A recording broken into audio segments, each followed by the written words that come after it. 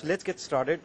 Um, Today we have Eric LeVine, who's the group program manager for the Watson project. I think everybody probably knows about the Watson project. It's probably one of the favorite ones of mine.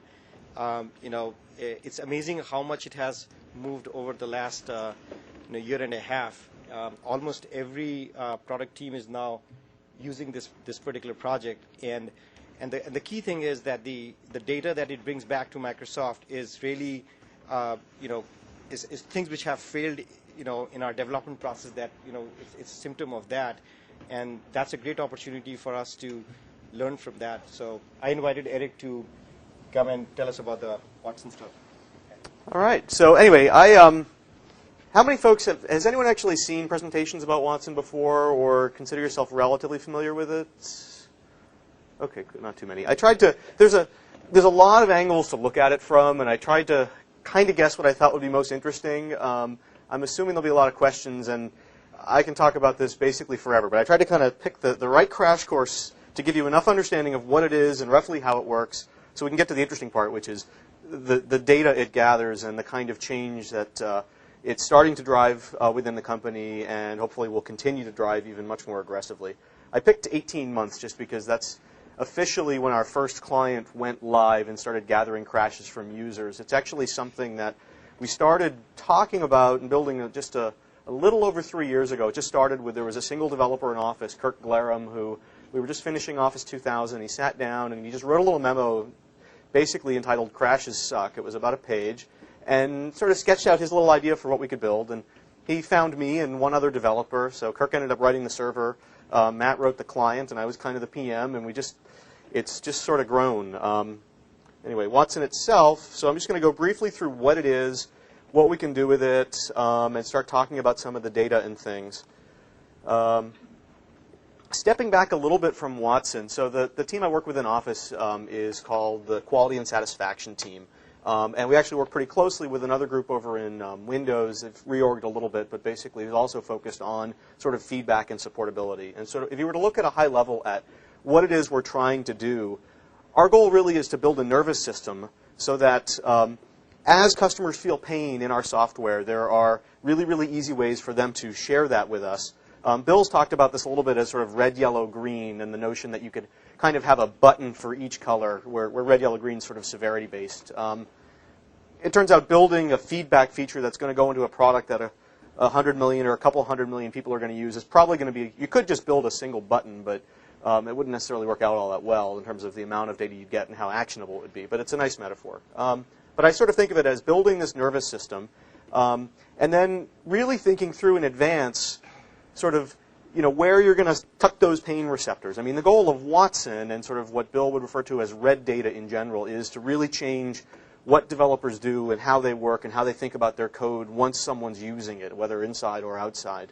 But really, we've tried to think an awful lot in advance about making sure what we're gathering is sort of focused enough and constrained enough, and we have some understanding of the change culturally we want to drive. Because we could gather all sorts of data. If it weren't actually causing us to ultimately make fixes, then we sort of would view everything we're doing as a total failure. And that's where sort of closing the loop with customers comes in, driving changes into the product, making the software better.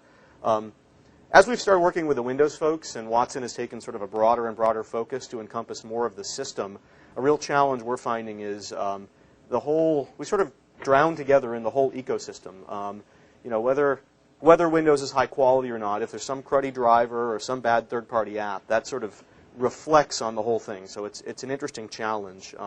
A lot of what we're going after, some of it's perceptual, some of it's actual. Anyway, this is, I'm going to drill in basically to talk. Watson is really all about this arrow. What this is sort of a map that Brad Graziato and myself, Brad from Windows and myself have been using to try to talk to Bill and Jeff Rakes about what it is we're doing. Watson, we didn't have this pretty picture when we started. We just sort of had crashes suck. What do we think we can do about that? And yet, as we've sort of gone along, things have gotten a little broader. But the basic notion is you've got the product teams here and the customer over here, support's over here, and our whole goal was to just build these sort of direct pipes where, if a customer feels pain, they could just go and shoot that right back at us.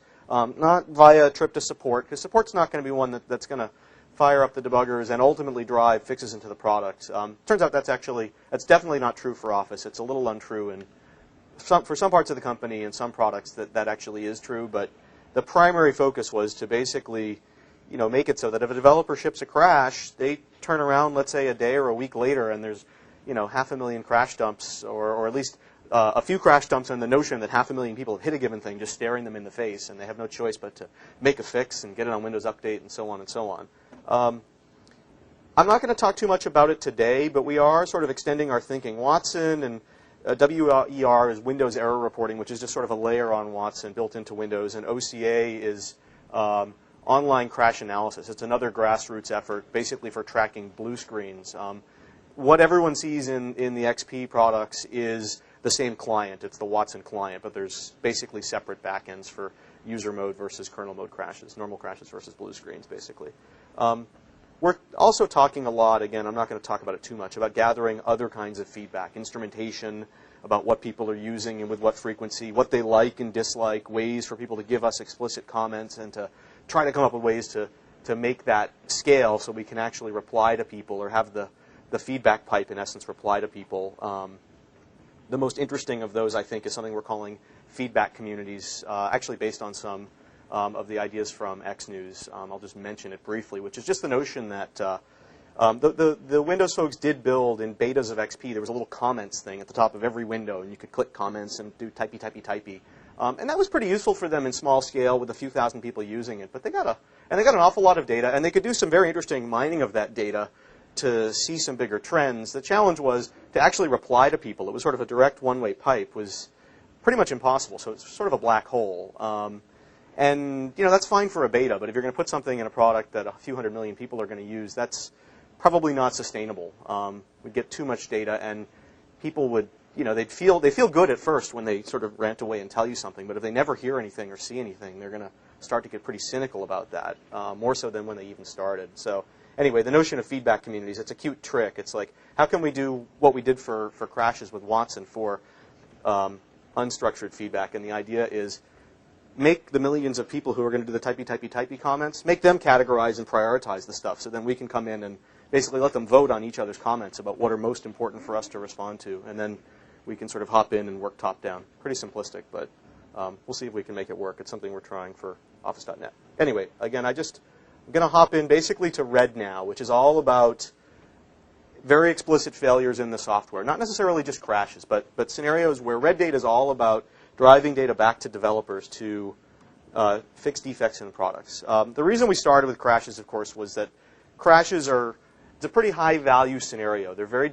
damaging and undermining for customers. At the point when we started, or actually even when we've been going about 9 months, Walt Mossberg at the time wrote his Dear Diary article. He just basically, for a week, tracked how many times he crashed or got some sort of fatal error message in our software using his PC.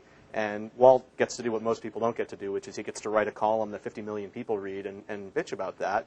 But it was totally fair. But so he wrote one column. He had amazing responses from people where people were like, yeah, me too. He touched a nerve. And so the next week he just republished what people had sent to him. There's a lot of other data around in terms of, for 3 years in a row, crashes and sort of fatal errors are the top thing in sort of the product satisfaction survey that the company does. PSS has some staggering numbers around the amount of time we spend talking to customers about crashes and data loss. I don't know how many folks have read Bill's memo from the other day about trusted computing. Obviously, that's just one. What I'm talking about here is one little slice of that, with security and privacy as other very critical things. But the climate's here. Okay. Just a brief status on Watson today, and then I'll get into actually describing more about what it is and how it works. At this point, Watson's being used to track a number of different kinds of errors. It's kind of hard to believe, but we're up to about 1 million user-reported crashes a day. We're going to cross it, I think, on Tuesday is my guess. We're at 970,000. I've been looking at this for a while. Almost exactly the same day, we're going to cross 100 million life to date, and I'll show you a chart. It's pretty wild. And the way we're getting these is the biggest source of these is in Windows XP itself, the general unhandled exception filter for the whole system. So any app that drops an exception to the system, they pop up Watson. And ba-bing, we go, we grab a mini dump, and off we go.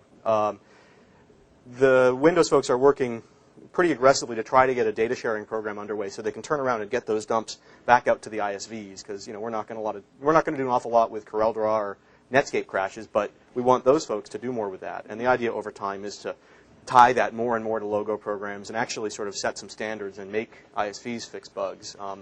That's actually happening more aggressively around drivers and things, where we're finding that, oh wow, bad drivers are actually all the reasons, or a really high percentage of the reasons for blue screens. So for the code that the Windows folks can control themselves, their goal for their SP1 release, their internal goal is to hunt down and fix the specific defects that account for 33% of all the reported crashes. I think Brian wants them to get to 50%.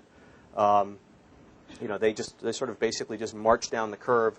For Office XP, we just released our first service pack in December after being in the marketplace about 6 months. Our goal was also 50%. We didn't quite get there. Outlook was actually the only app that got there,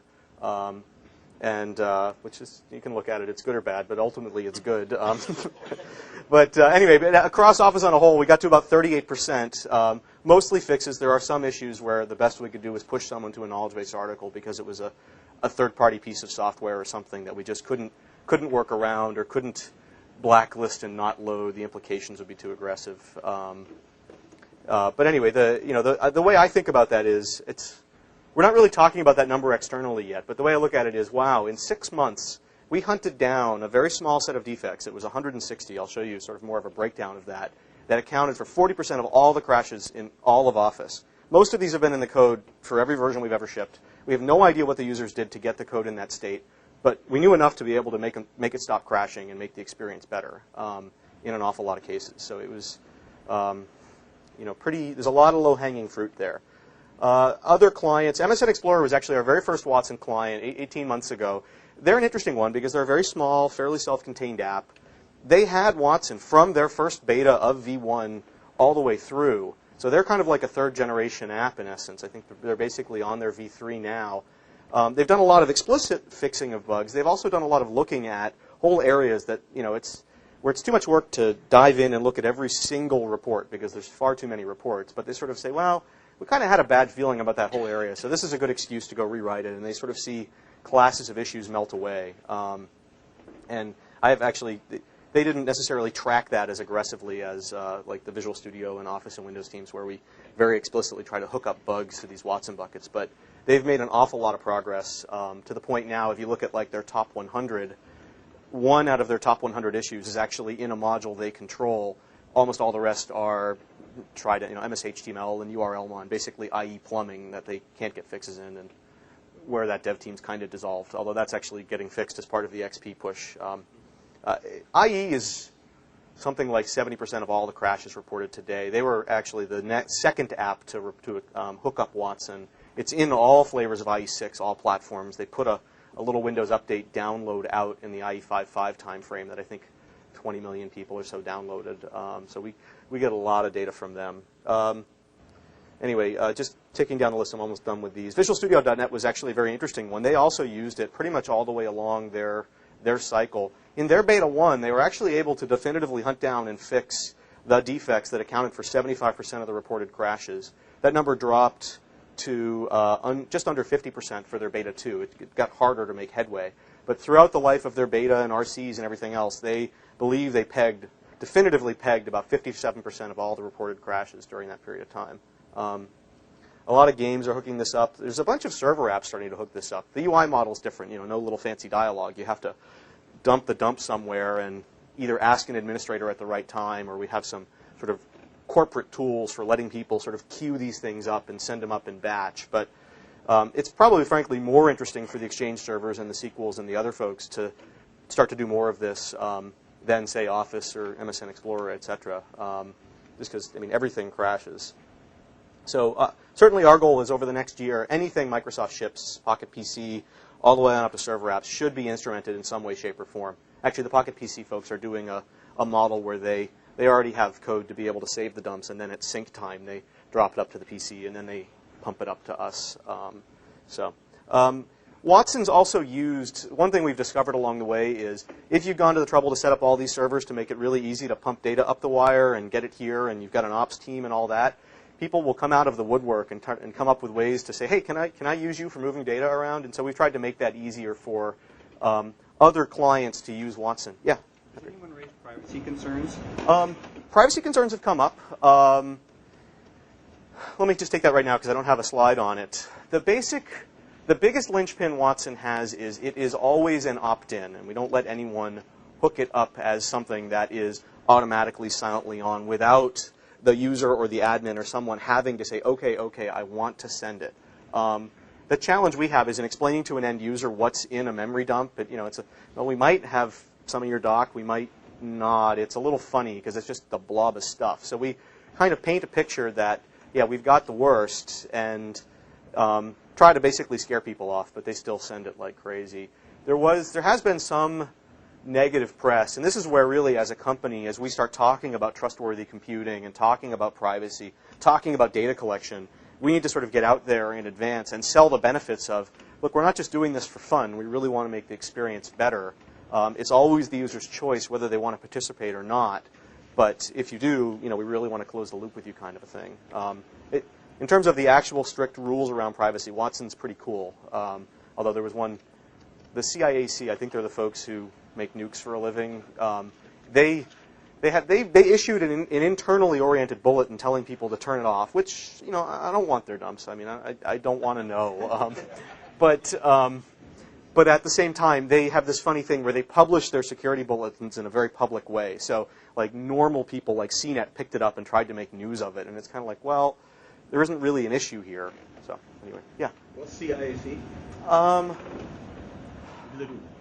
I can find the URL of the bulletin, and it probably is printed there. It's some it's some government agency in the U.S. And all I have to do is search for like error reporting CIAC. You'll find their bulletin. They got picked up about 8-10 times. Kind of nasty. There are people out there trying. There's people basically writing, you should turn these things off. There are some press folks who say, this is great, always send, but there's not a lot of visibility given how pervasive this actually is. So, the article I've expected to come up that hasn't yet is the whole software has bugs thing. Eventually, when we start trying to talk about these numbers, people are going to want to wonder about, well, why didn't you fix them all? And it's like, well, it doesn't really work that way. I mean, it would be probably not possible. It hasn't come up yet. I think over time, we have a responsibility if we're gathering this data to really do something about that. And I think we're being pretty responsible, but we need to continue to do better. I mean, that's partly why I'm here, is I want to generate more awareness and ultimately have more tools and more, for everyone in the company slaving away at this data, they're mostly doing it fairly manually right now. So there's clearly a lot of room for more efficiency. Anyway, we're basically a cab-moving engine and a client UI for the blue screen reports. The model there is you blue screen, it dumps something onto your hard drive. On next reboot, little piece of code notices there's a dump and pops up Watson with different strings to say, hey, pump this on up. And we're getting plugged in for lots of other kinds of events. Basically, there's people are coming out of the woodwork and either instrumenting other errors or using us as sort of a cab-moving agent as they're building data sharing programs to make it easy for customers to share data with us. This shows just for user mode crashes, the traffic. This goes back 18 months. 1,000 a day back here seemed like a lot. 50,000 a day seemed like a lot. This is basically where IE6 shipped here. This was just in September. Strangely enough, here's September 11. You can literally see a hunk for a week out of the normal trend. The little dips are Saturdays. For the first year and a half of our life, basically, 95% of our data was MSN Explorer and IE, so browsers. And you can very discernibly see every weekend, Saturdays down, Sundays up. And it just kind of does that. It's strange. There are, you can see weird things like holidays. Anyway, where it started going crazy is Windows XP comes along and whammo. We grow about, over the last 6 months, we've grown anywhere from 25 to 45% in each month, just in terms of overall volume. So it's Another fun thing, I'm not going to go too much into the operational stuff. It's been a lot of fun learning about how to build and run a service, because we were not folks that knew a lot about databases and ASP when we started. We were just Office guys. This is all happening on 2 front-end IIS boxes, 1 back-end SQL server outside the firewall. The cab collection service, boy, it's scaling really nicely. Inside the firewall, there's a lot more debugging and SQL and other stuff. That's where we're having more growing pains. Yeah? It occurs to me, anything you can get from a million dumped reports a day, you could get from a random sample of 10,000 a day. So have you considered, putting some kind of random check before the dialog box pops up so you don't drown in data? We certainly could ultimately try to make ways. So the question was about, could you randomly not report, et cetera. There's 2 pieces to this. One piece is us knowing about what's happening out there. The second piece is if we have an answer, us telling the user right at the time they report, bingo, here's a fix, here's a workaround. We feel very compelled to hand solutions to people. Now, it turns out, I'll get into actually a little bit about how the client-server stuff works and how we organize the data. We don't actually gather a crash dump for every one of these. If we did, that would be nuts. As it is, we have about 10 gigs of uploads a day, and we actually post-process and prune a bunch of that off. But the only dumps for which we even potentially gather a cab are the light blue ones down here. These colors correspond to basically different HTTP return codes on our front-end web boxes. And the net of it is only about 10% of the time do we actually gather a real crash dump. The rest of the time, the client app reporting the crash hits a signature and goes away. 30 bytes moves back and forth, and that's it. They're done. So that's actually the key little thing I'm going to talk about. A little trick there. So, in fact, that's the next slide. Client-server bucketing is what we called it. Folks call it making a signatures. Again, we're not super scientific guys. We just sort of knew when we started this, gee, if we're going to, and again, we started thinking about Office. Hey, Joe Dev down the hall, he doesn't need 10 million crash dumps when WinWord crashes in this spot. He probably needs 10, but he'd like to know if it got hit 10 million times, because that's going to tell him which one to look at first. So we needed some way to group the data and have our client app, this little crash dialog, which is going to suck the data out of the crashed app, be able to talk to our server and sort of figure out, do you want to dump or not? And the trick was that client app wasn't, we had to assume there was no debugger, no symbols, no sources, nothing magic, just ordinary user system out there. So, the challenge was, well, how do we do it? So this basically, bucketing is our sampling methodology. And the basic idea is, again, we want to stop gathering data. We want to enable it so people hitting specific issues can dig in and get more data from future people hitting the problem. Give me a fatter dump, give me registry keys, run WMI queries, and richer and richer stuff over time. Maybe someday, open a live debug session with the user if they're willing. Who knows? We really want to hit count the unique issues because that's what this was all about, and we want to respond to people. So anyway, we created this notion, or thought of this notion for this application of what we call bucketing, which were specific parameters that this little crash agent, this little crash dialog, could pull out of the crashed app and just use as a grouping mechanism. So we started out with the name of the app that crashed, winword.exe, the version of that executable. We've actually, for our next generation, we've added in the linker date timestamp. Turns out, not so much for Office, but say the MS-HTML folks, they'll have 25 versions of MS-HTML.dll with the same stamped version resource. It's kind of like, oh yeah, we generate them for all these different languages. And the debuggers can tell them apart, but it's just easier for us to force those to show up in separate buckets just so we can figure out who's screwed up with symbols and things like that, or even private builds for devs, that kind of thing. Anyway, so app name, app version, the module you faulted in. It may well be WinWord.exe, it could be MSO, it could be anything. In some cases, if the guy jumped to La La Land, it's just unknown because they jumped off to nowhere. The version of the given module, again, the timestamp going forward. And then offset is just basically, well, where was I sitting? Either IP for if they jumped to nowhere, or if they're in a given module, just how far in. The reason it's offset instead of IP is just if the DLL loaded in a different address space on a different system, we still wanted that to bucket the same way. And the basic idea was, look, everyone crashing in WinWord at this instruction, we're going to say is hitting the same issue or the same bug. Not totally true, but most of the time. Pretty good V1 approximation. We're doing debug and ship going forward. We used to do that in a slightly messier way. Anyway, here's the interesting thing, which is not all crashes are created equal. Along the bottom axis, I would be lying if I said this. There actually is some symbolic smarts applied to this graph, but it basically looks the same regardless. But imagine along the bottom what you're looking at here are just the buckets, the different combinations of app version, module version, and offset. And along the vertical axis, what you're looking at is how many times someone reported that. What you're looking at here is actually real data. This is from the RTM version of Front Page. And what I had to do to make it so you could see something was I lopped off, it's the top 20% of the buckets, which represents probably, actually always pretty much represents about 80% of the hits, although as we fix stuff over time, it'll, then that curve will flatten out. But boy, there's always a really, what we call the fat part of the curve. There's a nice juicy spike here, and here's where we want devs to spend their time. Go into these dumps, dig around, and fix these, and don't worry about the one-hit wonders that head off to Never Never Land. We do have the one-hit wonders are something that we're sort of amused with. There are some things that don't necessarily bucket well. Memory trashing and things like that will keep generating new buckets. And in general, what we find is 70% of our buckets have only been hit once. They account for like 7 or 8% of the actual hits, so we don't really care about them, generally speaking.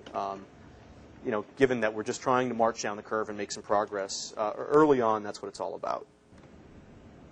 To give you an idea of what we can do with this, I think this, for me, was the payoff of a couple of years or 2.5 to 3 years of playing with this. We built it for Office.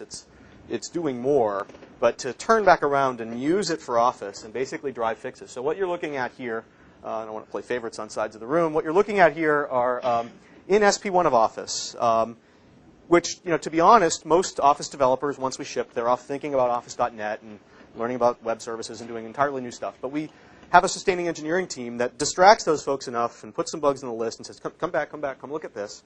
And we fixed 160 bugs purely as a result of Watson. Or in a couple of cases, there were crashes that we knew about, and we used Watson to see how much they were getting hit. And those 160 bugs accounted for 37% of all the reported crashes, which these numbers are snapped from late December, right when we released the service pack. So out of 1.75 million user-reported crashes, 160 fixes lopped off 37% of them. The numbers by app, I've actually sorted them by basically who did the best. So Outlook lopped off with 55 fixes. They lopped off more than half of all their failures. There is another column here. So the raw crashes, the ones that we definitively know we fixed, and I'll show you how we think we know that. The KB articles, there are some cases where you'll have an issue. Someone's got a third-party piece of software on their system or something that we can't. In some cases, we could write code and be nasty enough to basically say, you're not allowed to use that add-in anymore, and the new version just stops loading it, kind of a thing. And in some cases, ISVs ask us to do that once we sort of talk to them about the problem, but we don't want to generate lawsuits around this. We're just trying to sort of push users towards solutions.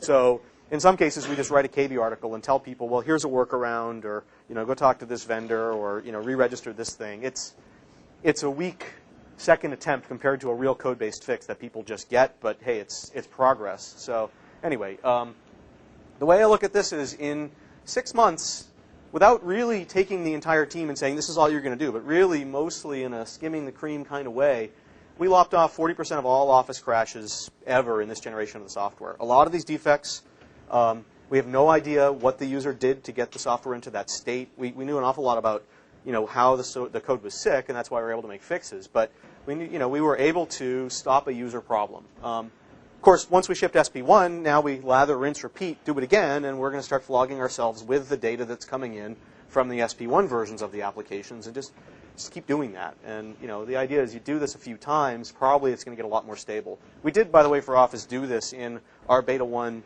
Beta 2, and RC1. We sort of pegged about 50% at each of those releases that we knew about. Probably in the Beta ones, a lot more went away, but it gets harder as you go. Yeah. How are these added to SP test conditions or Office.net test conditions? Are they? Question is, how does this line up to SP or Office.net test conditions? Not a ton. I honestly think we could do a much better job of test engagement around some of these things, of certainly more systematic analysis of where the fixes are going. It's pretty unscientific right now. It's us taking the bugs and the call stacks that correspond to the high end of the curve and chucking them in RAID and pushing devs at them.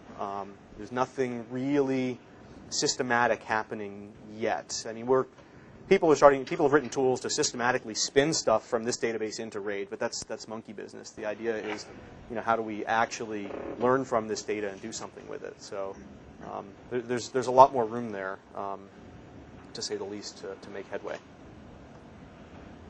So what I sort of briefly alluded and showed some metrics about what I call the client-server transaction, which is just how we, the way you can think about, I think about Watson in sort of as three services, really. There's what I call the cab collection service. That's the thing that's running in Tukwila, and there's real ops people, and we're very worried about keeping that up. Although it turns out it's kind of a cool service, which is when Watson's down, the user pretty much sees the same thing. We can even take pieces of the service down. Like we can, for a while, stop collecting cabs, but if we have an answer, we can still hand that out to people, either from a cache set of answers or from a database. But the net of it is, when the service is down, the user reports, it lands in an IIS log somewhere, so we ultimately hit count it, and we say thank you very much. And there's always more to report. For any given issue, if it matters, we'll always get another dump. We'll always get far more data than we know what to do with in most cases. We may not be able to solve the mystery from the data, but oftentimes we can. And so that live service is all about just gathering cabs, as few as possible, still have an accurate sampling of the data, and but to keep that super duper simple. Now, once we get the cabs, this stuff all starts landing in a database, and where we really started to flesh out is we replicate that database of buckets and the cab files that contain mini dumps back inside the firewall here. And here we can take other machines, we can fire up debuggers on them, we can use symbol servers to find all the symbols and binaries, and we can start generating stack crawls and lists of loaded modules and sort of strip mine those from the debugger and jam them right back into a database. So we've started to sort of build this whole world where, asynchronously on our own time, as dumps come up, they get sort of pseudo-debugged and they're chucked back into a database, and there's a great big website. And that's basically what testers and developers sit there and mine to make these pretty charts and to figure out what they want to drill down into. And obviously with symbolic data, we can take much, much smarter views onto the data than we can get just in the outside world, where really the best we can get is offset. Kind of clunky, but again, that's just optimized for get the cabs up, period. And our goal as we did this, since we sort of consider this to be much more expensive, like we would never imagine launching a debugger on one of the servers on our live service every time. We have a fresh cab coming up every second right now, and I think 10 crashes reported per second, and I promise you 6 months from now it'll be 10x that. It's just you saw the chart. So anyway, so Watson Jobs is this thing that goes on inside. Turns out this has been much more challenging. Our live database is maybe 7 gigabytes, and the inside the firewall database with all of the stack dump data and other stuff, we're at about 100 gigs, and having fun. So anyway, we can start to use the symbolic data to take richer views onto this information. So I wanted to just show actually a couple of examples of this. So the basic idea is for every dump that comes up, the dumps are already pre-categorized into buckets. We can go get a call stack and spit it back into a database. And by the way, this is it's kind of sad because I invented it and I'm a program manager, not a developer. So this is a challenge. The single smartest piece of analysis we do, sort of pre-analysis to find trends, is this cruddy technique I'm going to tell you about, which is we sort of have pre-declared and we have a database of certain functions that we call immune. For any given app or module, etc., the developers can tell us, that's not interesting. If it crashes there, it's a low-level function. Someone called it wrong. So a lot of the RPC functions end up being like that. Within the apps, a lot of string and memory management functions end up being those kinds of things where, if you point the gun the wrong way, then the obvious thing is going to happen. And so the idea is we just keep walking down the stack until we find the first non-immune function or the first interesting function. And in our website, we call this the SZ symbol. Now, there's a couple of interesting problems. Sometimes we find, let's say you're blowing up in a piece of string management code, you're going to find that the same bucket, our client-server mechanism will actually have multiple defects sitting in the same bucket, which presents some challenges. Sometimes what you're more often going to see is the same defect showing up across many buckets. And so by using symbolic data, we can basically take that curve and kind of group it up and sort of reprioritize. Let me just show you an example of that. what I've got here, and it's probably going to be a little tough to see, text is kind of small. This is the raw bucket table, in essence, for the SP1 build of Outlook that's been out there for not quite a month. And so it's Outlook 3416. Top crash here is in hawkx.dll of some version at this offset. Hawkx is a lovely little DLL from McAfee. They have a little virus sniffer that tries to read your Outlook mail before you do, and it's not all that happy very often. In fact, it's 1/6 of all the Outlook crashes is what we've discovered. So we're trying to work with McAfee to address that. But you can see basically the number of hits for these different buckets goes very quickly from 4,500 to the 400s, 300s. It's already below 100 by the bottom of this screen, and it does. This view is filtered just to show the top 1,000. It goes and goes and goes. Now, one of the simplest things we can do with that symbol stuff is just to turn around and group by those. You're going to see the same. Here's hawkx again, right at the top. When you're dealing with something where you don't have symbols, then you can't really get much smarter. But where you do have symbols, what you'll see, so along the left, this is hits, and along the far right, you're going to see number of buckets. So 1, 3, 11, 44, 19, 56. There are some of these where they showed up in a bunch of different buckets, and we were able to notice that and sort of still count the hits. So you get the same basic looking curve, but you just group it up a little more smartly. And the idea is if a developer is going to go look at these, then they just click on one of these, and blam, they're going to filter down to the buckets that matter. And ultimately, they're going to dive into one of them. And in there will be cabs with dumps and call stacks. The site's a little pokey. But anyway, here we go. So this is a particular Outlook crash that basically was Outlook jumping off to some random offset. But we know from crawling the stack and looking at the stack dump that actually we'll see the stack dump in a second. All of these, by the way, are just database queries. Again, we've run a debugger and sort of strip mined all this data from the debugger's output, or data that we selected and chose and rammed it into a database. And we're just filtering based on, we know the name of the cab, so show me this stuff for the cab. So here's your stack. And that little immune technique just sort of noticed, unknown, I don't like that. I'm going to go next. It hit this setI function, which Outlook told us is a very low-level function, not that interesting. And then blam, we landed on x ren command provider install internal commands. So, and actually, you can see what it's doing. It's messing around with toolbar stuff underneath speech recognition. It's command and control garbage. So that they haven't quite figured out. Someone's gone and attached a bug to this, and we'll log ourselves and hopefully get this one. So that's kind of the basic idea there. What I want to show you is another bucket. So this is a bucket that I chose last night from Front Page. What I've done here is taken 2 of the call stacks from 2 of the cabs in the bucket, and I've sort of grayed out functions at the top. So again, a bucket, by definition, if you were to look at the 0th level on the stack, where did it blow up? If you have good symbols and things resolved, normally you're going to see the same function. So sequence assure valid is some function in FP edit ax, Front Page's editing DLL. And these 2 stack dumps both started there. Not an interesting function. So we go next. Again, the gray ones are 3 immune functions, and then we ended up landing here at the 4th level down at a different function. So, for all intents and purposes, if I were to hop back into, I'm going to actually hop to the call stack from this one, and then hop to the buckets. Ideally, developers really the basic idea for most developers is you tell them which issues are important, you give them a sampling of dumps, and they go to work. But I'm trying to explain just kind of how it ties together, just so it makes sense. Okay, so a sleazy thing that we do here is we basically noticed by walking down the stacks on these that in this particular bucket with 2,800 reported crashes, there were 27 cab files we've gathered. We generally gather 10 by default, and then the system kind of lapses into dormancy where it says 10's enough, except to have better statistical significance. Not that we know whether or not it's statistically significant, but we have what we call the 1% rule, just a batch job we run every night that looks at buckets, and it sort of divides the number of hits on the bucket by the number of cabs we've gathered. And it says, all things being equal, I'd like about 1% as many cabs as hits. So, for a bucket that's got 1 million hits, I don't want to be basing our triage on 10 cabs, because who knows? Those were just the first 10 that came in. Who knows how representative they are of the issues? So Anyway, the basic idea is what you can see here. There are two issues going on in this bucket that correspond to those two different call stacks. I can click on this and sort of, and what we do is we just guess number of hits just as a ratio of the number of cabs. Now in this case, you can see this one showed up in a few buckets. Basically, the buckets correspond to different versions of Outlook.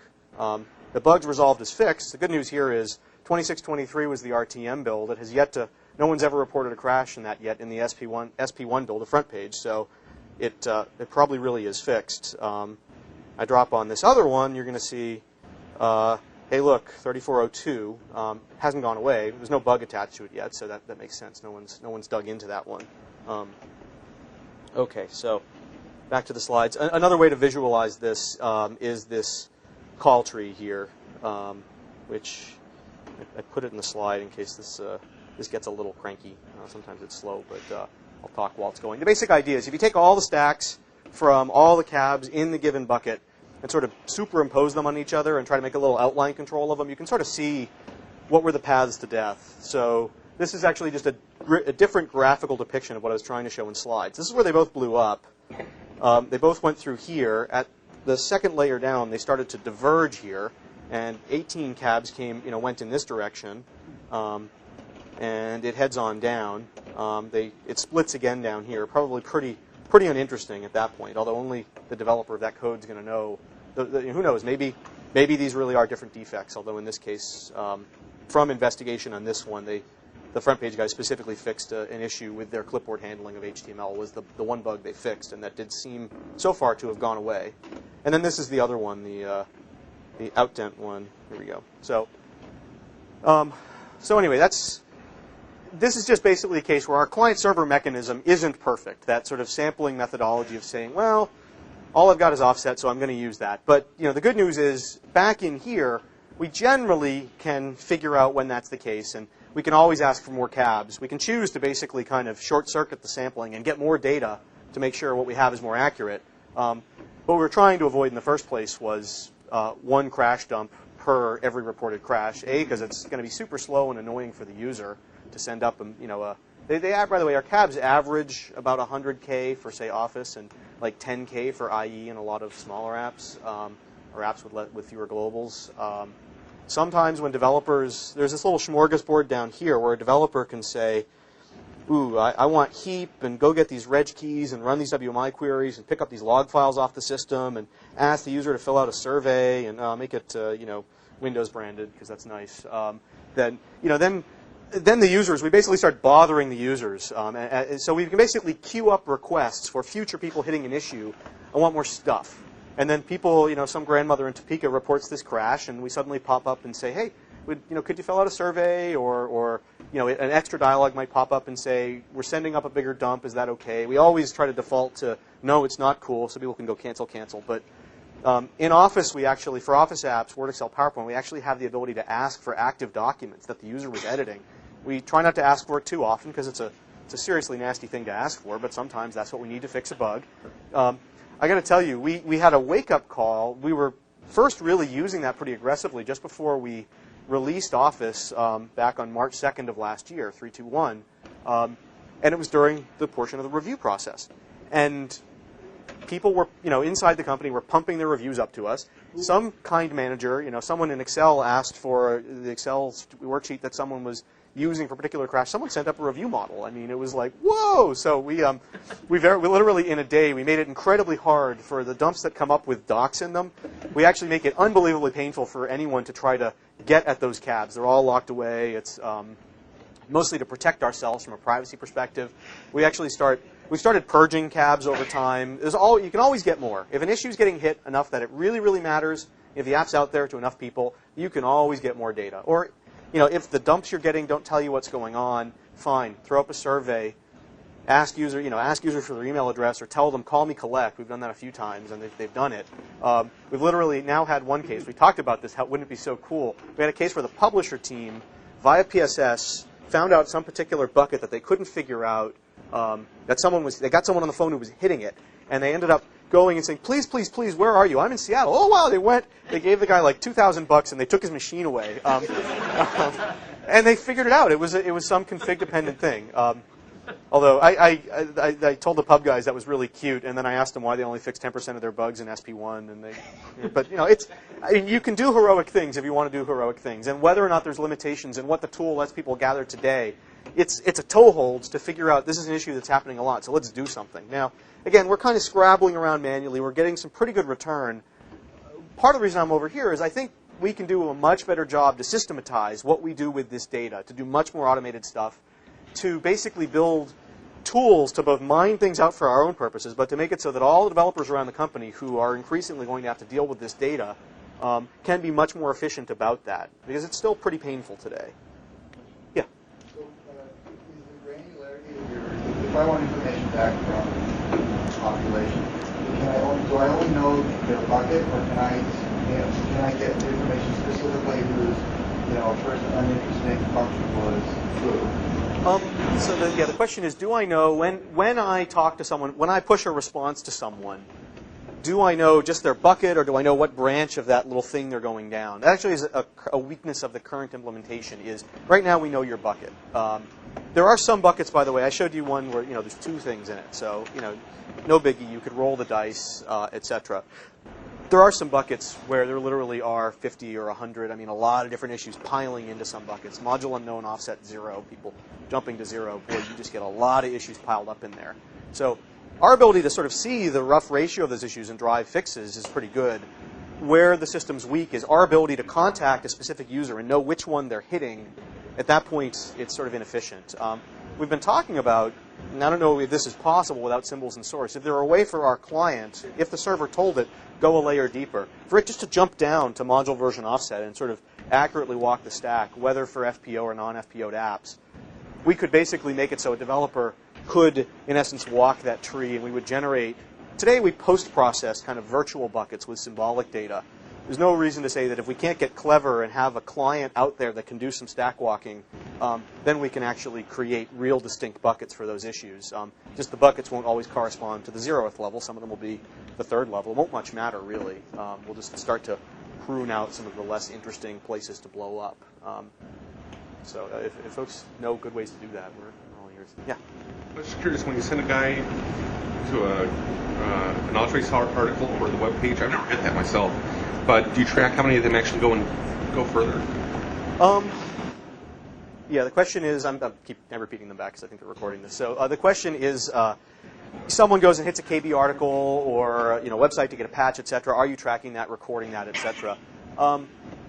The only system whereby we do that in a very structured way right now is for surveys, where we've deployed a small ASP page on our own server, survey.watson. And what we do is when a developer, let's say a developer for a particular bucket sets up a survey here. I'm just going to go ahead and do it. Say, yeah, we're going to send you to and let's hope no one hits this crash in the next 5 minutes, but we'll say update and blam. Okay. This is, it's going to take it. So the SE response there, I'm going to have to refresh a few times. We'll change from one.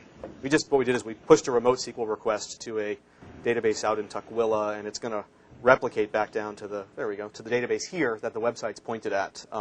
So I just put this URL onto the bucket.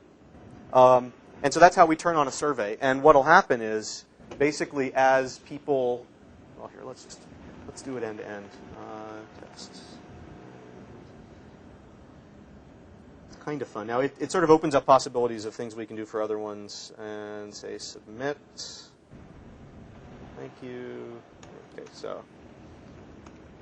And we may have to wait another minute or two for it to roll down. But what will happen is, as I refresh, this survey responses checkbox will suddenly light up. And it's replicating from a separate database, but oh, it's there. Okay, so I got 2 of them. It's cute. Take a look at that.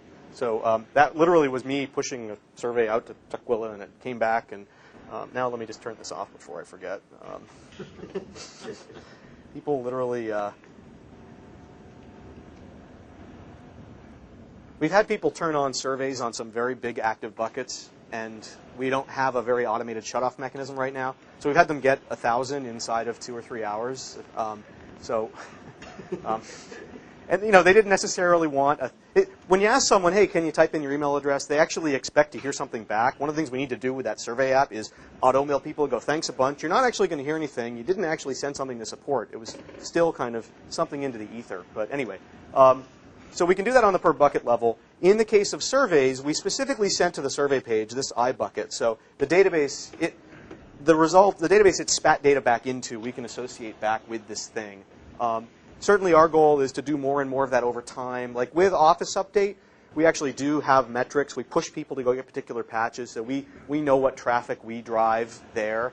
The gating factor with the responses is either us wanting more data in the case of a survey or us having something more to tell a user. So next time you report an Office crash, and if you haven't updated to SP1 yet, what we ended up doing was as we trickled public updates, we would literally use just some automated database queries to go hammer responses onto the buckets for the issues we knew we'd fixed.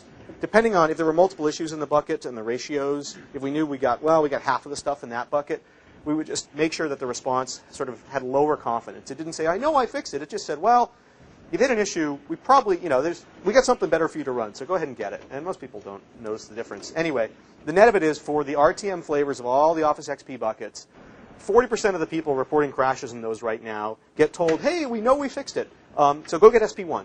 Everyone else gets told, well, thank you so much for reporting. I'm not totally sure if I fixed it, but there's something better, so go get SP1. And I think most people probably didn't even notice the difference, to be honest. Office XP is the only set of apps right now where there's we've basically sort of flipped a switch and said every response coming in for this version of this app, there's something better, go get it.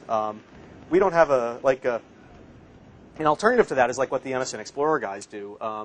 It's got a little drawn on the whiteboard. Anyway, the net effect of what the MSN Explorer guys do is they have a very cool updating system where when they make a fix, they can drop a package on a server, and just while you're using their app, it'll notice that there's a new package out there, automatically download it in the background if you've got spare bandwidth, and then when you quit MSN Explorer, they swap in the new binary. So they've literally, it's a beautiful little microcosm they have, and the rest of the company's trying to catch up for Windows and Office and everything else, but it's kind of a gnarlier problem. Anyway, they can see, here's a particular crash that's happening a lot. They can make a fix, and they've done this a number of times. They put a QFE out there, and then before the rest of the world actually has to hit that thing, they just automatically get updated. And so they literally, and then they can track on a per-issue basis. The other thing is their update mechanism is very aggressive. So basically, if you log on to Mars, their updates are small enough that, unless you go in, go out, if you're there for 5 minutes, you got patched, and you didn't even know it. And so they seem to update most of their active user base in usually a couple of days. So we literally, during their betas, when they were, it was a very small population, they would push QFEs, and we would see the crash volume dive. Now, the Watson data, by the way, it doesn't give us great mean time to failure data. It's very focused on what defects are happening and sort of how much. So, a question that's really hard for us to answer with Watson today is, how stable is it, and how, we can see if an issue goes away when we make a new build. We can't really tell, how stable is Outlook relative to front page. We know Outlook has 100 times as many reports, but, they get used an awful lot more than front page. So there are some other tools. Actually, there's another group in the company, formerly from the Mars team, creating something, they call it SQUIM, Service Quality Monitor. Basically a sort of full-time instrumentation running on the client that just keeps track of things. Like you crashed, and they actually keep track of whether you reported or not. And they keep track of all sorts of other stuff. Ooh, the user copied this many times, pasted this many times. And they just put those to little sort of session databases. And then just while you're using the service, they upload those all the time. So the Mars guys, again, they've got this beautiful microcosm. They have real true mean time to failure. They know how many of their users are crashing for real. For the ones that choose to share with Watson, they have very rich data, more richer data about what's going on there. But they know ratios of report to not report. Like they see right after a new version, 60% report and 40% don't report, and it crisscrosses inside of about a month. People, I think, seem to think that if they're hitting a crash, all crashes are the same issue. They don't realize that they've probably hit 100 different crashes, as part of doing what they do. Although for some people, it's the same crash all the time. So anyway, so the Mars guys have real mean time to failure data, and it's interesting to see the correlation between their MTTF and their Watson data as they munch away on the curve. And as their MTTF and auto update, so they can push people from release to release really aggressively. So the rest of us just have to pump URLs at people and hope they click through, and it's all pretty lame. Clearly the next, so much of trusted computing, part of it is all about, and this is even a bigger deal with security, if we've got something better, whether it's more stable or more secure, we've got to get everybody running it. We need really aggressive deployment mechanisms to get that out there less painfully for people. So. I've clicked around. Yeah. How does this data make its way back to the right SDE? How does the data make its way back to the right SDE? In the pre-Windows XP world, basically the only people that got Watson data were people who came to us and said, I want Watson data. Well, except for the IE team who came to us and said, I want Watson data, and then proceeded not to look at it. But again, we're fixing that. But in the world of XP, if you're at this company or any company and you ship software, unless you've got some funny exception handling, your crashes are coming up. So different teams are basically doing more and more aggressive reach out. So the Windows guys, if you've got something that's showing up anywhere high on their curve, you've got a bug and you know about it. And if you don't know about it yet, so the little hidden subtext on their security month in February is when you're not fixing security issues, you're supposed to be fixing Watson issues. We'll see how much noise. Security guys don't necessarily want people to get distracted by Watson, so whatever. I mean, it's all about quality. But anyway, today, this stuff is not super well wired into stress and all of our internal processes for putting alarm bells up in front of devs. It relies on some tester either running an automated tool to spew bugs or us picking top issues off and getting bugs in there and putting them in front of testers. So I think of it as a pointy stick that certain sustaining engineering teams and test teams are using. Not terribly systematized yet. But what we don't want to do is necessarily, for every single bucket or even every single symbol, spin a bug into RAID, because it would just be overwhelming. We want people to kind of get at them in the right order. What's your push-pull ratio right now? How much are you pushing? How much is being pulled off? My team, I work very closely on, so we're sort of in a funny spot. I'm Office, although we've built this and basically support this for the company. I end up getting wrapped up in a lot of data flogging, and we see stuff rolling by on any given day. The one yesterday was suddenly an app out there, wkfud.exe. Works, I don't even know what the FUD stood for. Works on every OEM machine in the world, sticks a little app that a year after you've been using the system, it pops up, and if you haven't used Works, it says, hey, go use Works, you've already got it. And they do it again at 2 years. Nifty. A little marketing app. It's not in their next release. It's in the one that all the OEMs are jamming on machines today. Okay, so here's the kicker. They had a bug where they would crash on boot. So you boot Windows, and this thing comes up on XP, and blam. The app compat team actually shimmed it, so it doesn't crash in the English version, but they forgot about the other 40 languages. So this thing, out of nowhere, I mean, we didn't really notice it, but we have a little report that rolls by, just top 10 per day, and suddenly there it is, 3,000 a day, 3,500. It just, what the heck is WuckFud? We couldn't find anything on our standard thing is we do a Google search and a Deja search, and lo and behold, we found knowledge base articles that we couldn't find by searching the KB that talked about this, that documented, here's this thing you run on to turn it off. Like, people at Microsoft had done this, and no one, it's like, we didn't know about each other or something. There were bugs logged on it, punted, it's fixed in there's even actually, it turns out, a patch on Windows Update that fixes a bunch of this, but no one closed the loop, and the patch isn't being pushed to people, and it's a mess. So, whatever, we just got pissed, and we started pointing people at the knowledge base article, and the Works team said it's cool, last night. So, in the last 12 hours, 1,500 new people have at least been presented with a stupid dialog box saying there's more information. But it's lame right now. We need to do a much more aggressive job of systematizing this stuff and driving it into the corporation. I did want to shift gears a little tiny bit and talk about, I've been talking about crash. A lot of the techniques here are super generic. We have already been doing some stuff with other kinds of errors, setup failures, and things like that. So very similar model. You run Office setup, say, and you hit some weird authoring error. Couldn't self-reg ODBC, blah, blah, blah, blah. So it didn't crash. There was no exception. But you can still basically do the same thing, which is tell us about it, and if there's a workaround, which there always is for some stupid setup failure, get it to the user. So what we did is we ended up writing our setup guys wrote a custom action that's integrated in our setup, and on failure, it goes and it waits for the logs to get spat out, and it goes and it grovels them, and it pulls out some parameters that describe that error, and pops up Watson with some different strings, and we kind of do the whole same thing, except instead of mini dumps, you get setup logs. But it's basically the same kind of experience. And you can, again, push people to the KB. We do a lot more workaroundy kind of stuff in setup, although we in some cases, fixed some bugs that were legitimate setup bugs. And so we kind of did that. We did it in sort of a hard-coded way where we just sort of say, well, we had a bucket table. Ooh, we should have called that bucket crash. Oh, well. And then we made a bucket setup table because, hey, there were only going to be 2 types of errors in the world, right? Well, okay, so then we had different people starting to come out of the woodwork with other kinds of errors. And we ourselves started realizing, there's a lot of really cool errors where someone has code on the system that knows an error happened. They're probably spitting it to some log, but it's out there rotting on people's systems. I mean, think about how many times you've got an error in ActiveSync, and you dig into their logs. There's a lot of stuff there. It's this item, and here's the H result, and all this goo, but it's nowhere. No one's doing anything with it, basically. Or if they go and call support, and it painfully might work its way back, but it's not coming up easily. So the idea was to make it really, really easy and sort of brain dead for people around the company and ultimately ISVs, et cetera, to instrument different kinds of errors.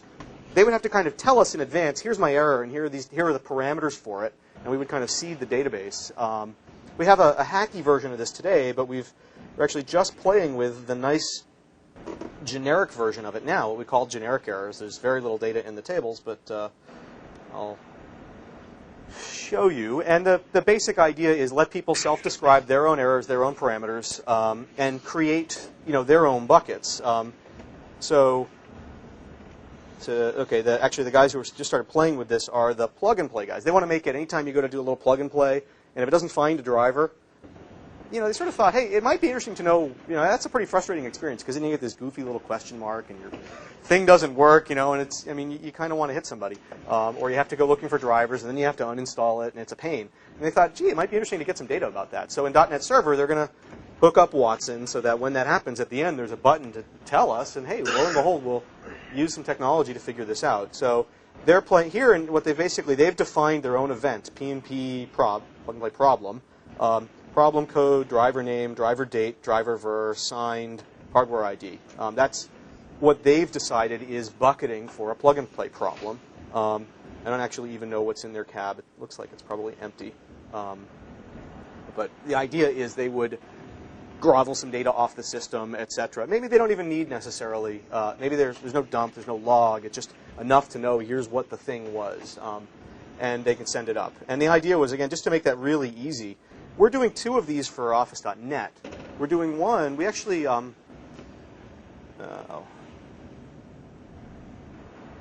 verb. Okay. We're doing 2 of these for Office.net.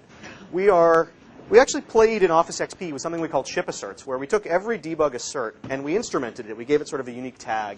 And we used actually the very first flavor of sort of pre-Watson to make it so that our assert dialog would query RAID, and if someone had filled out the assertion field with the tag, you get RAID data spewed back to you, which is kind of cool. So people stop entering dupes. And it was just playing with what's it like when you have a client that pulls an error out and tells a server about it. What we're realizing is there's a bunch of errors that our developers are hitting where it's ultimately a crash. And they're like, well, it's great that it blew up here, and it's great to know it's happening a lot. It's pointless. I need to know way back here when it started getting sick. So we wanted to give devs a way to, without triggering a crash-like event, to get data about what's going on. So the idea was, well, we'll create ship asserts. We'll basically let them create these very lightweight asserts that we can, in essence, invisibly collect for all intents and purposes. It may be that the developer wants mini dumps, they want documents, like anything, they want it to scale from totally silent, this assert's happening this often, up to I want the whole Watson experience, and so we sort of are building a remote control mechanism for them to ask for that. So it may be that sometimes you'll quit an app and there'll be a little queue of, a funny error happened in the last week while you were using Word, and here's this stuff, is it okay to send it up? The UI model's a little funny, but the idea is letting us get at other types of errors and sort of swim upstream from crashes. The idea, again, would be there would be mini dumps in here. There would be a bunch of richer context data, but from long before a crash. In the case of a crash, actually, we're also going to be throwing into the crash data about the last ship assert that fired before the crash or the series of ship asserts, building client flight data recorders so we can have more state, all this kind of stuff. So actually no cab with that one. So anyway, generic errors are just interesting because there's a lot more to life than just crashes. It just that it was a good place to start, pretty high value.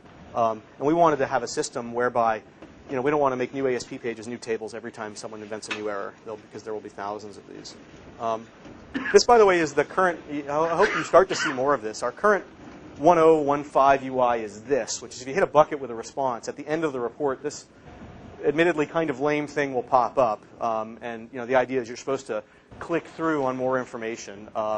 We don't know what our click-through rates are. They're probably not very good. So we're going to switch to a model in 2.0 where it's our choice from the server, but we'll probably just pop a small browser-type window right on top of the error report, unless we think it's something that's more innocuous and we don't want to force. I mean, it'll be our choice from the server, but this is what it does right now. So that was a question?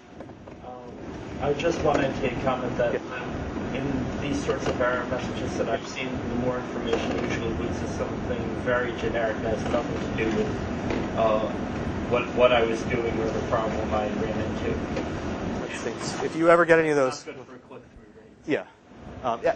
One of the things we definitely didn't want to have happen was we've had a lot of people that kind of want to they want us to take everyone's name every time something happens and tell me when you know something about the error kind of model. And maybe someday, when we're just a lot more automated about this, that'll make sense. The reality is we're still getting, we're not getting very far down the curves yet. I mean, we're getting good return, but we have a lot more to do before we could really confidently take someone's email address for every error they hit. Because all those one-hit people, every time you kind of ask them for data, and the more you make them type, the more their expectations are going to start going up, and they expect to see something from it. Watson is definitely a bit of a black hole today. We've got a lot of work to do around closing the loop with people, and we've got a lot of fixes to make so we can start to do some closing. So we're very early still. I talked actually a bunch about the response mechanism. Auto updates and things are going to be better for a lot of these. So a couple of lessons, and then we'll just go to pure questions. When we designed this initially, we were just terrified of how many dumps and how much traffic were we going to get. So we tried to the whole notion of bucketing and the way that the the outside the firewall conversation works. I don't know if we got lucky or we were smart or whatever, but that's working really, really well. Two front-end boxes are handling 1 million crashes a day. They're talking to a back-end SQL box about 15% of the time a crash occurs, and they bring a dump up maybe 10% of the time. And those boxes at 1 million a day are still working at about 10% CPU. The IIS isn't working very hard. Most of what they're pumping out are just little cached HTML files. What's been really interesting is inside the firewall, where we sort of start taking all these dumps, even though we've already tried really hard not to get a lot of dumps, as we start doing stuff with that in SQL, we don't. It's not like any of us really knew a great deal about SQL, although we've learned an awful lot. But we're not data mining experts. We're not statistical experts. We're just guys who sort of saw that curve and said, well, it seems pretty obvious what you're going to do there. So that's what we're still doing is the fairly obvious stuff. But boy, SQL, more data mining, more debugging, more pulling more data out of those dumps and putting it into the databases. The sheer notion, Kirk's idea of saying, hey, every time a dump comes up, we're going to pull data about that dump out and put it back into a database where it's infinitely more useful, because clicking your way through a debugger to learn about what happened in that dump is silly in scale. I mean, it's much richer. The dev can find out much more. And as it is right now, the fact that we don't pull that much from the dumps. We pull stack and loaded modules in the exception code. We don't pull locals and globals and other things that would be great if a dev could always know, show me all the dumps where this global is this thing, whammo. They might be able to spot completely different trends that they can't easily see today, or they might just kind of get glimpses of through our data. Some of the cultural lessons. I mean, actually building the mechanism was something we knew would be pretty easy. It took a couple of devs, basically, really 3 months to have something up, and about 9 months to get something that really haven't fundamentally changed since. The hard thing is really what do you do with the data, because it takes every developer. It's very intimate to each person's code what's going on, and that's a huge problem. And our sneaky hidden goal was, well, initially for Office, but ultimately for everybody, to change in some part what every developer does. If they write code and a user uses it and it fails, we want them to know about it. We want to change their lives. We want them to change how they spend their time. But systematizing that, sort of weaving that into the culture of the company, getting past that initial shock you get from any dev who's kind of pops into the debugger. Well, what are the repro steps? Don't got. And getting them past that and getting them guessing about what might have gone wrong and trying theories and just making headway is just again and again and again. And I think we're probably 2% of the way into something that I think we have a lot further to go in. Any group that tries halfway hard, even fixing just 10 bugs, writing a few KBs, gets a really good ROI. There's a lot of stuff to munch on right at the top end of the curve. The data is far from easy, but even in its current fairly crude form, it's still super useful. We can do an awful lot better at dev engagement, at mining richer data out, at mining even the data we already have in our database, mining that more effectively, of wiring this into all the tools that the devs use. I mean, the Windows guys, their life is stress. And a Watson issue and a stress issue are different things right now. We just need to kind of turn that all into one thing. What Watson is good at is, Watson is all about how much is it really happening. I mean, it's an awfully inelegant thing to basically get to the point of shipping a crash and letting users hit it just so we can figure out how important it is. But for better or for worse, it's happening. It's out there, right? So, the idea is for any failure, one thing that would be great to do, any prefix failure, any kind of internal automation failure, to be able to sort of reach into the world of Watson and know what's the shadow of it in there? How much has it happened already out there? I watched a dev fix a bug in Office.net yesterday. I saw the check-in mail roll by, and I went and I looked at the Office.net bucket, which had 2 hits, and I clicked on the function, and I got whammo, right? All these Office XP buckets. I'm like, we probably got to go talk to the sustaining engineering people and get them to get this into SP2 and just closing that loop. But anyway, we can do a lot better. PSS is still not ignorant of this, but understanding that any time someone calls with a crash, which happens a lot, that we can turn around and close the loop. Or even, there are developers trying to debug issues who are completely stuck and want to know repro steps, machine state, that kind of stuff. And people are calling and talking to PSS about those crashes all day long. So how do we close that loop? I mean, it's actually not very hard to do from a technical perspective, but it's a cultural thing. And PSS is in the business of get them on the phone, get them off the phone, and we're done. They're not in the data collection business. So, another thing, as we get further down the curve, the issues do get tougher. There's fewer missing null checks, less low-hanging fruit. So, this really does push us to build ship asserts and flight data recorders and richer mechanisms to understand what was going on before the failure happened. Anyway, that was the little slice of the world of Watson I wanted to sort of put in the slides. If there's more questions or anything, my main goal, again, is just that I think there's an awful lot of stuff here. We're really early. We're not super scientific about this. And yet, the bottom line is our customers are out there. Everything we give them is failing in some form or another. And this is the beginning of a nervous system to start to feel that. And we need to sort of take that pain and jam it to the organization in the right way and make headway. And I'm hoping that there's a lot of folks around here who can do this in interesting, different ways. I'm not necessarily assuming you guys are going to. I mean, no magic's going to happen. People have to roll their sleeves up and deal with the data. But at the same time, hopefully you guys can help. If there's more questions, please feel free to fire away. Yeah. Just out of curiosity, if I ship a product that didn't ship with XP, but we're just shipping our own, how do we let you know about our symbols so that I can actually use them? Okay, so this assumes let's say there are people, the initial generation of Watson people. What they would do is, of course, pick up a copy of dw.exe. The way there is one backend, watson.microsoft.com. So so it handles all Watson clients out there talk to the same backend. The little crash app itself is like 150K. So there are a bunch of games products and Office and other people who take their copy of dw.exe and ship it with their app. They rig up their general unhandled exception filter to drop to Watson. When it's all said and done, boom, it pops up. And then all you have to do is the Windows folks have created some terrific tools called Symbol Server, so that when you're done with your build, you go and you basically, even just in place where you archive it, you can run a little batch file that will go and index pointers to these things onto a central location that our servers go and look at. And then, in fact, ultimately, every debugger everyone in the company who's debugging should basically have SymServe symbols in their debugger, and you're going to find more and more stuff. Watson's been the carrot for getting symbols populated, because if people have come to us, we say, well, okay, cool, you hooked up. That took an hour for the dev. Now, if you want your data to mean anything at all, then go index your symbols, and heaven forbid, don't lose them.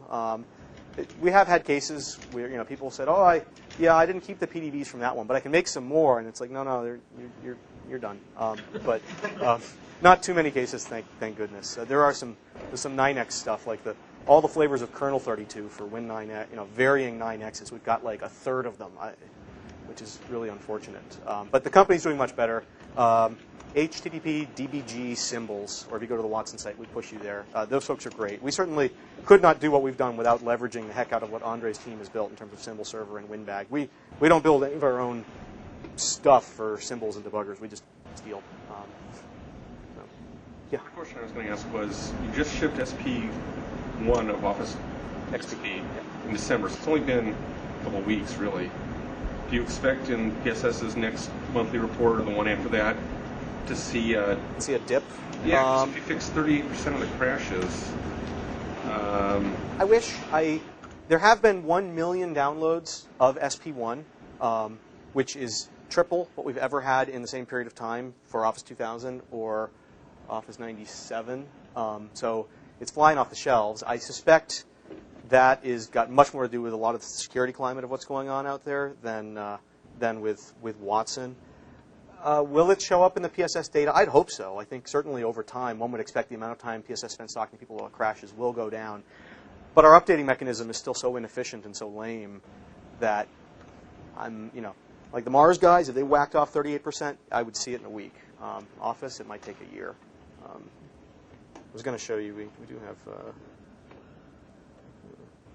there we go. We have played with, we have some fun little, here we go. We're realizing that our site, by the way, is piggishly slow. We do ridiculously expensive queries, and we need to play with OLAP and lots of other fun stuff. But I'm the site developer in my spare time. So anyway, I'm a GPM. So what we did do is we sort of cooked up some really cool queries that sort of break out the methodology of how we like to look at the crashes, which is there is, by the way, another thing, which is under Windows XP, if you hang and you go click the close box and the app doesn't respond, that gets pumped up too. For better or for worse, it's kind of intermingled with a lot of this data. We need to make some changes to make it so you can tell them apart from each other, because debugging a hang is very different from debugging a crash, because it was the user's choice to end the app. There are some weird cases where you see hangs and crashes at exactly the same spot. And we don't understand how that happens, but anyway. So we just carve out how many things were there that really were just crashes and not hangs. We percent them by office. How many of them are actually linked to bugs in the database, and how many hits does that account for? How many are linked to KDs? That's where the SZ response to support.microsoft.com, blah, blah, blah. The OR of those, and then how many have we fixed? You can see we've only fixed, there's only one bug fixed in here, by the way, true bug fixed. There's one cruddy issue. It's 1/6 of all the Office crashes is if you get Adobe Acrobat, PDF stuff. There's a PDF Maker add-in, so you can generate your own PDFs, and they make a pretty little toolbar button for the Office app, so you can nicely click it instead of going to File, Print, and picking PDF as a driver.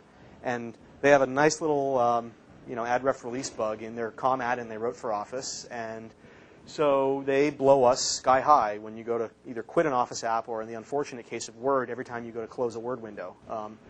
And we've been pushing people to a KB article with a fix for 6 months, literally. But right now, just in the fresh incoming data, it's 53% of all PowerPoint failures are that cruddy bug, and 37% of all the Excel failures. So now we're saying we should have blacklisted it, right? As soon as Adobe had a fix, we should have made a point to never load the bad version of their COM add-in, because we know it's a hand grenade. There's workarounds for the user, and all it does is crash you. And most people don't even know they have the thing installed. So anyway, but we're going to start making a push for SP2, and we're going to flog ourselves along with this data. And anyway, the cool thing about this is we run the really gnarly queries at 2 a.m. and then cache them in some XML, and then the website's nice and quick. Imagine that. Need to do some more of that. More questions? Yeah. What kind of developer support do you have besides the alias if a developer is trying to get started? The question is, what kind of developer support do we have besides the alias? We have a bit of documentation, mostly, a lot of what we're doing is similar to devs having to deal with stress breaks and stuff like that. So there are some pretty good docs written up to tell devs how to either reconstruct a call stack themselves when the debugger can't figure it out, or other things like that. Mostly once you get the devs in the debugger and they're doing what they know how to do, they have to deal with the fact that they can't step, and if it's a ship build, so a lot of stuff's optimized out, and there's that. But those are fairly generic issues. And once they get in the right frame of mind about what they're dealing with, they usually don't have to do much. They just go and they do the right thing. And what Watson does is just make sure that they're playing on the right end of the curve. If a dev's going to spend a day or 2 days or whatever on one of these issues, as long as they're on them, you'd hate to have them do it for one of them that's been hit 10 times when they could be doing one that's been hit 100,000 times. And I think that's really all that Watson changes is, we've always heard about crashes. It's just you never knew, well, should I drop everything and take this one seriously? I have no idea. And you get kind of jaded. Some cultures, like in Office, we generally, people send us mail all the time saying, oh, I hit this crash and it's up in the debugger and here's my machine, remote on in. And our devs don't really do that. I mean, if it's a code they're actively in on the project they're working on, they'll do it. But if it's like, the last version of the one before, we just go, sorry. So at least now people can send it to us and something happens. That was the idea. But anyway, on the site, there's a little bit of documentation. People do send us questions. The thing we try to do, I think within each of the teams, like there's a very good group of folks in Windows, Andre's team, basically, that understand Watson and how to kind of get people pointed and rolling. The only uniquely Watson issues are just figuring out how to navigate the site. And what we've learned is, well, don't make devs navigate the site. Get the right testers or us or sustaining engineering people who understand the curves and the metrics. Just get the right bugs in, telling people, go look at these 3 cabs, and here's how many hits they correspond to, and do them in this order, kind of a thing. So, anyway, more questions? Are links kept to the source code for the fixes of these bugs?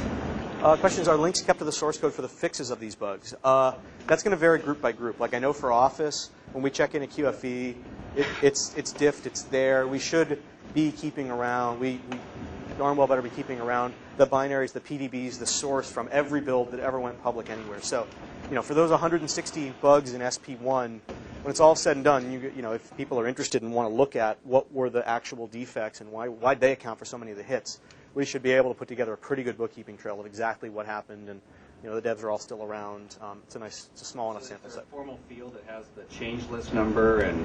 For us, Watson itself doesn't keep track of that. We kind of loosely link off to RAID, and people keep asking us. They keep wanting us to generate. I'd like a comments field on the site. They want to be able to sort of type their notes in as they debug, which would be nice, but we're desperately afraid of reinventing RAID or Product Studio. We just have no interest in getting into that business. And we just tell people, link to a RAID bug, leave us alone. So in the case of Office, I can point you exactly where to go to. We have a whole change tracking triage system, blah, blah, blah. More questions? So DW Core for questions, Watson's the site. Please, we would love nothing more than to engage with folks around whether it's database schema, tools, anything. I mean, we just really want to see people take this data and do something more with it for our customers. So again, thank you very much.